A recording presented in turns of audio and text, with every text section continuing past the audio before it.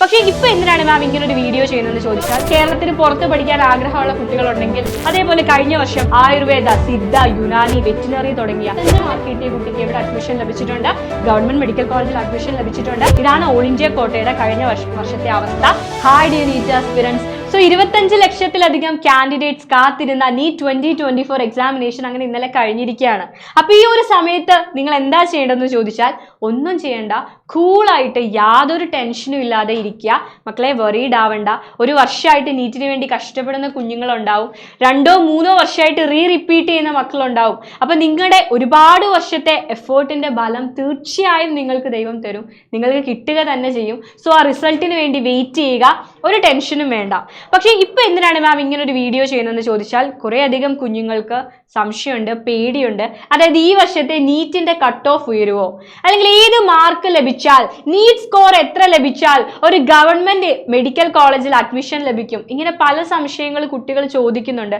അതിനൊരു ക്ലാരിറ്റി തരാൻ വേണ്ടിയിട്ടാണ് നമ്മൾ ഇന്നത്തെ വീഡിയോ ചെയ്യുന്നത്. ഓക്കെ, അപ്പൊ അതറിയണമെങ്കിൽ കഴിഞ്ഞ വർഷത്തെ റാങ്കിന്റെ ഡീറ്റെയിൽസ് നമുക്ക് അറിയണം.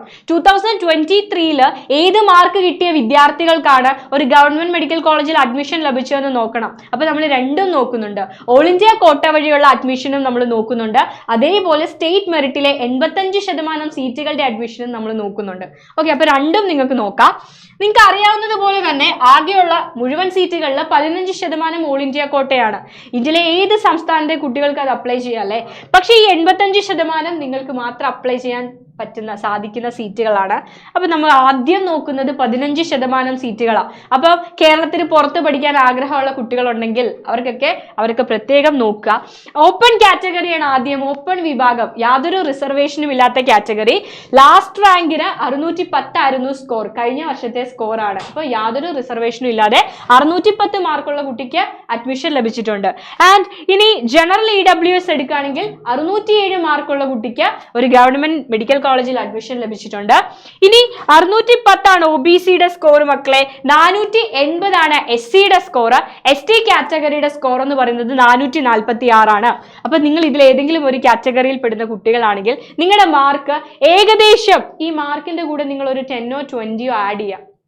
അത്രയും മാർക്കുള്ള കുട്ടികൾ സേഫ് ആണെന്ന് തന്നെ നമുക്ക് കരുതാം. നിങ്ങൾക്ക് ഏതെങ്കിലും ഗവൺമെന്റ് മെഡിക്കൽ കോളേജിൽ അഡ്മിഷൻ ലഭിക്കാനുള്ള സാധ്യതയുണ്ട്. ഓക്കെ, ഇനി നോക്കുകയാണെങ്കിൽ ഓൾ ഇന്ത്യ കോട്ടയിൽ തന്നെ കേരളത്തിലുള്ള 12 ഗവൺമെന്റ് മെഡിക്കൽ കോളേജുകളുടെ കാര്യം നോക്കാം. അപ്പൊ നമ്മുടെ കേരളത്തിലെ ഗവൺമെന്റ് മെഡിക്കൽ കോളേജിൽ ജനറൽ വിഭാഗത്തിൽ ഓപ്പൺ മെറിറ്റിൽ ഒരു റിസർവേഷനും ഇല്ലാതെ 611 മാർക്കുള്ള കുട്ടിക്ക് എന്ത് ലഭിച്ചിട്ടുണ്ട്? അഡ്മിഷൻ ലഭിച്ചിട്ടുണ്ട്. ഇനി ജനറൽ EWS എടുക്കുകയാണെങ്കിലോ മാർക്ക് 610. ദെൻ OBC എടുക്കുകയാണെങ്കിൽ 607 മാർക്കുള്ള കുട്ടിക്കാണ് അഡ്മിഷൻ ലഭിച്ചത്. SC കാറ്റഗറിയിൽ കഴിഞ്ഞ വർഷം 488 മാർക്കുള്ള കുട്ടിക്ക് അഡ്മിഷൻ ലഭിച്ചിട്ടുണ്ട്. STയിൽ 459 മാർക്ക്. ഇതാണ് ഓൾ ഇന്ത്യ കോട്ടയുടെ കഴിഞ്ഞ വർഷത്തെ അവസ്ഥ. അപ്പോൾ ഓൾ ഇന്ത്യ കോട്ടയിൽ അഡ്മിഷൻ ലഭിക്കാൻ ഏകദേശം ഈ മാർക്കിൽ നിന്നൊരു നേരിയ വർധനവ് നമ്മൾ പ്രതീക്ഷിക്കുന്നുണ്ട്. അപ്പോൾ ഒരു 620, 630 നിങ്ങളുടെ സ്കോർ എങ്കിൽ നിങ്ങൾ ഏകദേശം സേഫ് സോണിലാണെന്ന് നമുക്ക് പറയാൻ സാധിക്കും.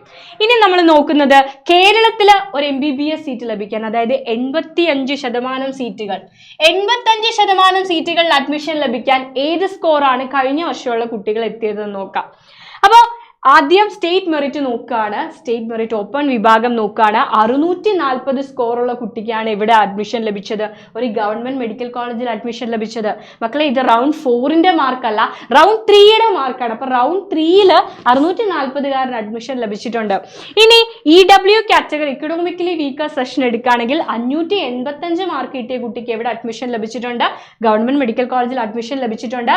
ഓൾ ഇന്ത്യ തലത്തിൽ 38,115 ആയിരുന്നു അവന്റെ റാങ്ക്.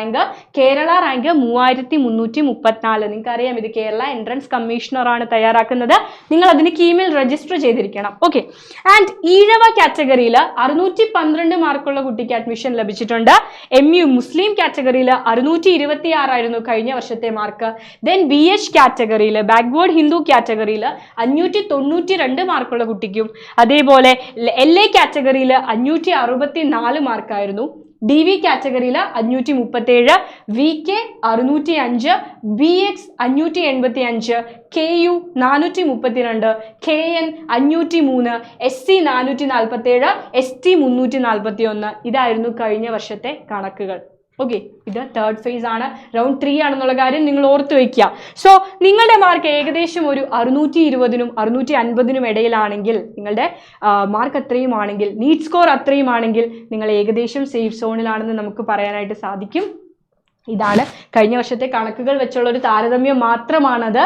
അപ്പോൾ നിങ്ങൾ ടെൻഷൻ അടിക്കേണ്ട, കൂളായിട്ടിരിക്കുക. ഓക്കെ, നന്നായിട്ട് സ്കോർ ചെയ്യാൻ സാധിക്കും. ഇതിന് കീ ഒക്കെ വരണം, ആൻസർ കീ ഒക്കെ വന്നതിന് ശേഷം മാത്രമാണ് നമുക്ക് നമ്മുടെ കറക്റ്റ് സ്കോർ പ്രെഡിക്റ്റ് ചെയ്യാൻ സാധിക്കുക, അല്ലേ? സോ റിസൾട്ടിന് വേണ്ടിയിട്ട് വെയിറ്റ് ചെയ്യുക, കൂളായിട്ട് ടെൻഷൻ ഇല്ലാതെ വെയിറ്റ് ചെയ്യുക. ആൻഡ് നെക്സ്റ്റ് വീഡിയോയിൽ നമ്മൾ ഡിസ്കസ് ചെയ്യുന്നത് പ്രൈവറ്റ് മെഡിക്കൽ കോളേജസിൽ അഡ്മിഷൻ ലഭിക്കാനുള്ള നിങ്ങൾക്ക് ആവശ്യമായിട്ട് വരുന്ന നീറ്റ് സ്കോർ, അതേപോലെ കഴിഞ്ഞ വർഷം ആയുർവേദ, സിദ്ധ, യുനാനി, വെറ്റിനറി തുടങ്ങിയ അങ്ങനത്തെ കോഴ്സുകളിലേക്ക് അഡ്മിഷൻ ലഭിച്ച കുട്ടികളുടെ റാങ്ക് ഡീറ്റെയിൽസും നമ്മൾ എന്ത് ചെയ്യുന്നതായിരിക്കും, നിങ്ങൾക്ക് വേണ്ടി ഡിസ്കസ് ചെയ്യുന്നതായിരിക്കും. സോ നെക്സ്റ്റ് വീഡിയോയിൽ നമുക്ക് മീറ്റ് ചെയ്യാം. ഇപ്പോൾ കൂളായിട്ടിരിക്കുക. എല്ലാവർക്കും all the very best. Bye dears.